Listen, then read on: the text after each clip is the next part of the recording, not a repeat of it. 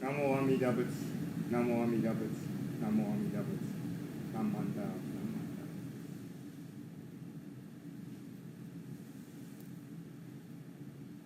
不浄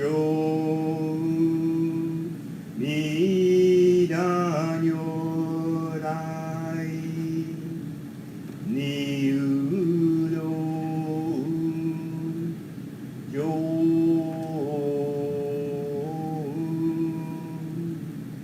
三界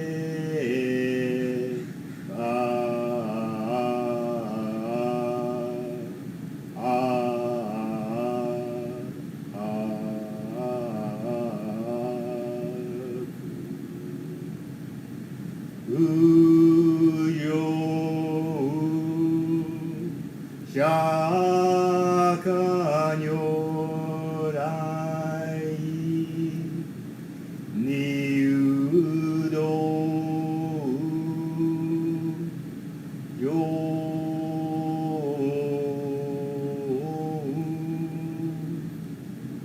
三界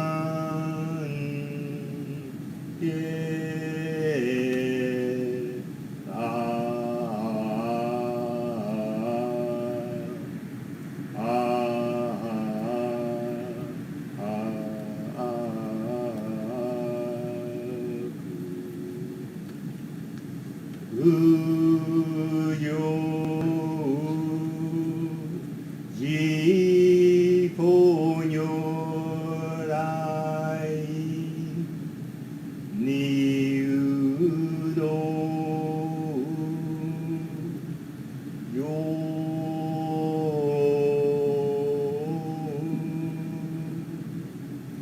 三界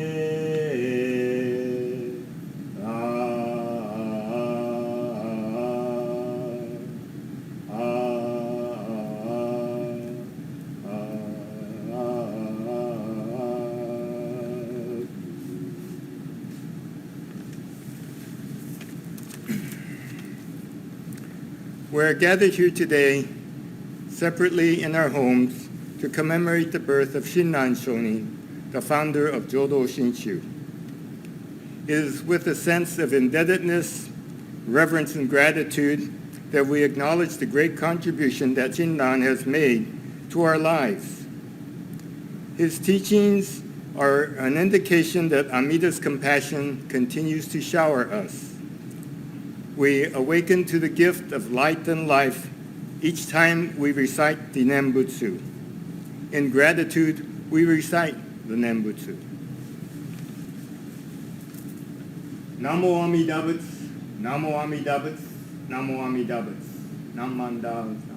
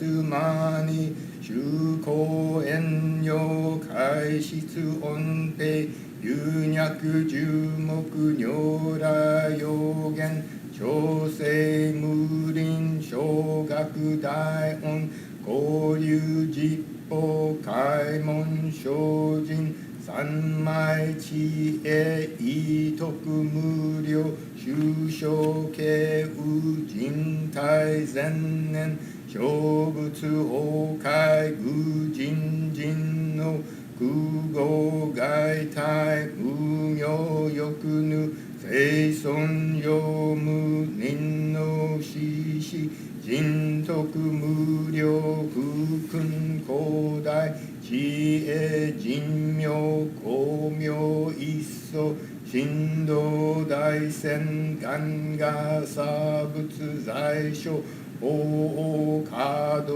生じ未不下脱不正上位解任精進行税三昧知恵以上公正特仏不行志願一切空空一切大安慶子無仏百千億万無量大小収入五者空用一切使徒小仏不尿愚道検証不逆非尿五者小仏正解無不影無修節道光明失笑変死小国尿税精進異人難量量が差仏国土第一号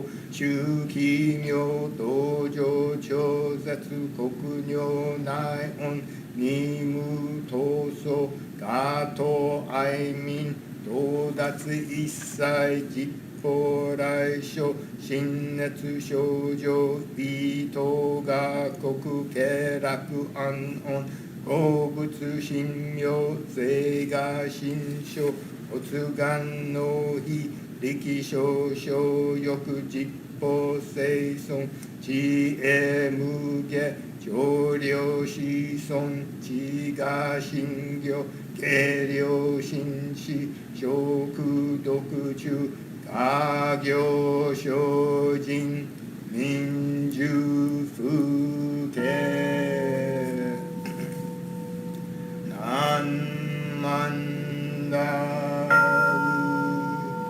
何万ダブ何万ダブ何万ダブ何万ダブ何万ダブ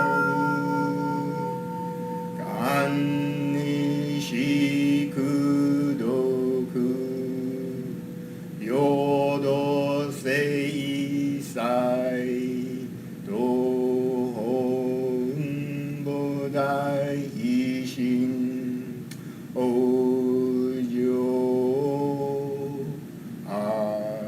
安楽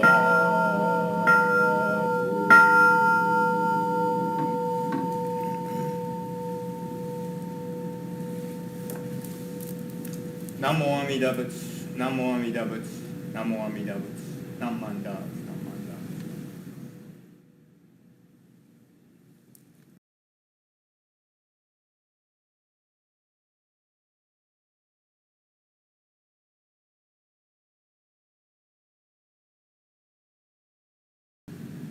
Good morning.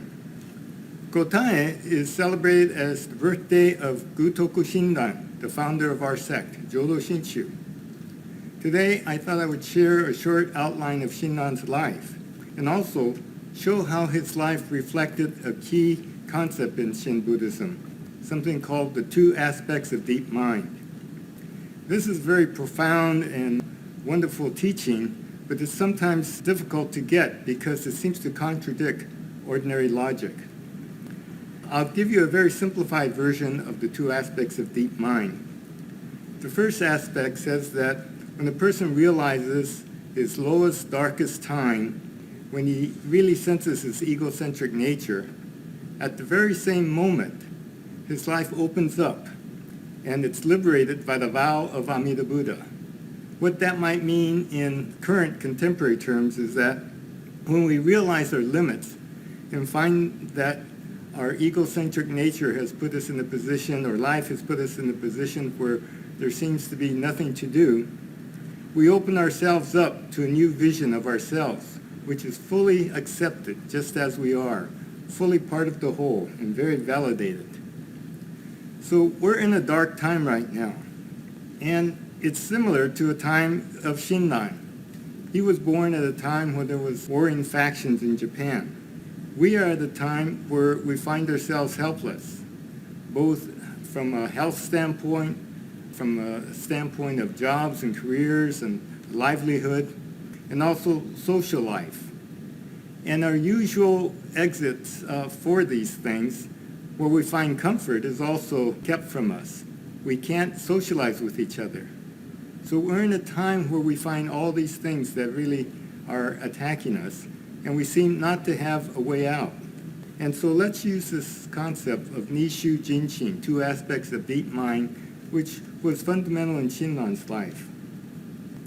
Now, he was born of actually a family of nobility, but during those warring times, his family was not on the winning side. And his father, they were finding themselves very poor. His mother died when he was about 8. And so his father, with his 4 other brothers, found that he could not really take care of his children. And so he had to, in a sense, give off his children to his relatives. Shinran and a brother were given off to an uncle who had no children. But at the age of 9, his uncle placed him in a monastery because this was a request from his mother. And so at the age of 9, he was ordained on Mount Hiei. And so for the next 20 years, he was a monk. And yet, being very filled with integrity, he felt that he could not live with the precepts of a monk. And therefore, he decided to come down the mountain and actually quit the monastery. In a dream, he saw that there was another teacher, Honen. And so he was able to follow Honen, who was starting a new Jodo sect of Pure Land Buddhism, and so he followed him.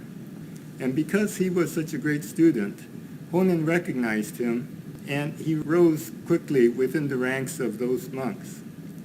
However, a few years later, because of the pressure from the older schools of Buddhism, they forced the government to stop the spread of Jodo Shu, or Honen's group. And due to some trumped-up charges, they determined that Honen should be exiled along with many of his teachers. And so Honen was sent away, and so was Shinran, who was sent to Echigo, a northern part of Japan. So this created a situation where Shinran considered himself no longer a monk nor a layperson. And so he married and had several children. And in that area where there was very little other Buddhist sects, he was able to share his understanding of Honen's teachings. And after several years, he moved to an area near what is now Tokyo called the Kanto area, because that was an area where many people were moving and farming. Later in his life, when he was about 60, he moved back to Kyoto, finished the writings, his major work, Jodo Shinshu, and also he wrote several wasanzu, or writings which was more suitable for common people. He died at the age of 90, with his daughter Kakushini taking care of him. And he died in the year 1262. So that's kind of the biography of Shinran. But what I'd like to do now is follow his life and compare that with our lives right now and how this works in this idea of two aspects of deep mind. First of all, when a door closes, a window of opportunity opens. And this is one of the ideas of Nishu Jinshin, or two aspects of deep mind. Now, his mother died when he was about 8. Think about that. Think about someone that you love who has passed away. Life never seems to be right from that point. It would be different. And then at the age of 9, he went from a family situation where he did have relatives to a situation in a monastery. Their life was completely different. Now, what happens when he moved from this home life to a life at the monastery? Of course, for a 9-year-old, that would be quite different. But what this did, the window that opened for him, was a spiritual life. And so for the next 20 years, he was able to really concentrate on the teachings of the Buddha. But again, because of his integrity, he felt that he was not following the precepts properly, and he felt discouraged. And so he decided to leave the monastery. This was after he had attempted this 100-day ritual of attending this Rokakuji, this temple, and doing special ritual there. On the 95th day, feeling physically exhausted, he had a vision, a dream of Honen.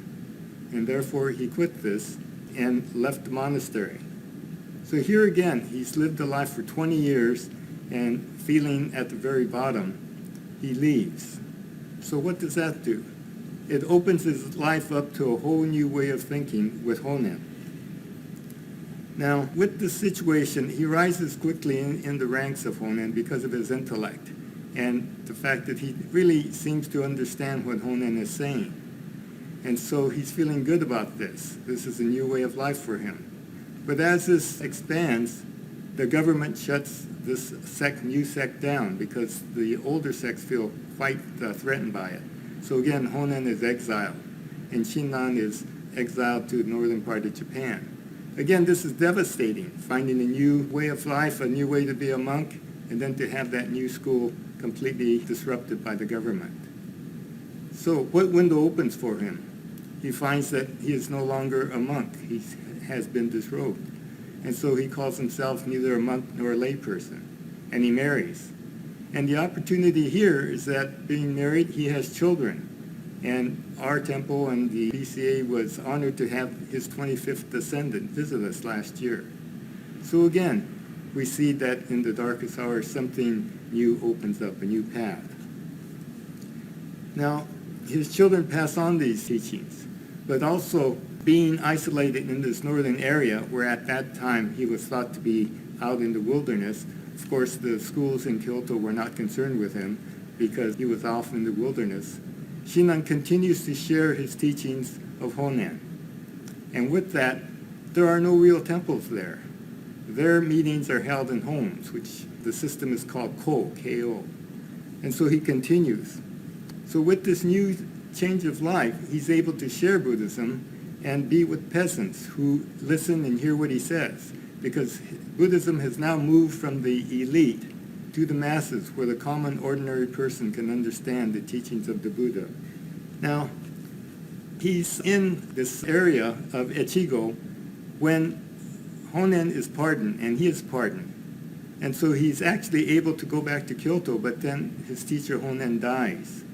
So again, he's disappointed, and there's no reason for him to return to Kyoto. So what he does is he moves to this area called Kanto, and again is able to spread his teaching to a wider audience. Later in life, when he's about 60, he moves back to Kyoto because he needs, I think, more information. There in Kyoto, they have the books, the other teachers, where he can continue his masterwork of Kyogyo Shinsho. And so all these different activities that have really hampered his life open up new roads for him. And again, at the end of his life, he tells in his will that he would just want his body thrown into the Kamo River to feed the fish.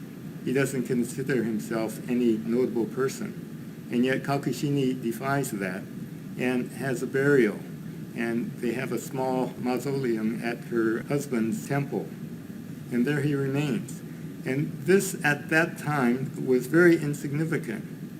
And yet, a few years later, his great-grandson, following Kakushini's orders, does a biography of his life and calls this group Honganji, the Temple of the Primal Vow. And then because of the 8th descendant Renyo, they evolve into a much larger unit that we know today. And so all these things have occurred in a life that was filled with adversity. And yet, we are the recipients because he did not take this as a defeat, but again, realized that his own achievements could not dictate his life. But he found that it was what we could call the compassion of Amida that enabled him to continue in a different path. And that path is led for us to hear the teachings. Let's apply this to our situation now with the COVID-19. We are in a situation where we're trying to get back to what we think is normal. I don't know if that will happen. Our new normal is something that we haven't seen in the past. What it may require us to do is to do as Shinran did, to see something that has not been before us. Now we need to be mindful in our everyday life, to think about how we interact with each other so that we aren't contagious and pass this disease on to others. We begin to realize the importance of family and our interconnections with everyone else. So again, Nishu Jinshin, when we see that our own individual egocentric nature limits us and that we can only go so far, the compassion of Amida, which is really the efforts of others, opens up to us. And so we need only to look and see and follow the teachings of Shinran, because in our deepest despair, deep truth emerges. And what's most important to us, when our practical lives seem impassable, a spiritual path opens up. So we want to acknowledge that all of life is of wisdom and compassion. And we feel that we are all in the oneness of Amida's compassion. That is, that all of us feel the benefit of this great truth we call Shin Buddhism. So please join me in expressing our deepest appreciation for Shinran on his birthday and the teachings that he has brought to us, the teachings of Shakyamuni Buddha, and we, with this, end our talk today. Gasho. Namo Amida Butsu, Namo Amida Butsu, Namo Amida Butsu.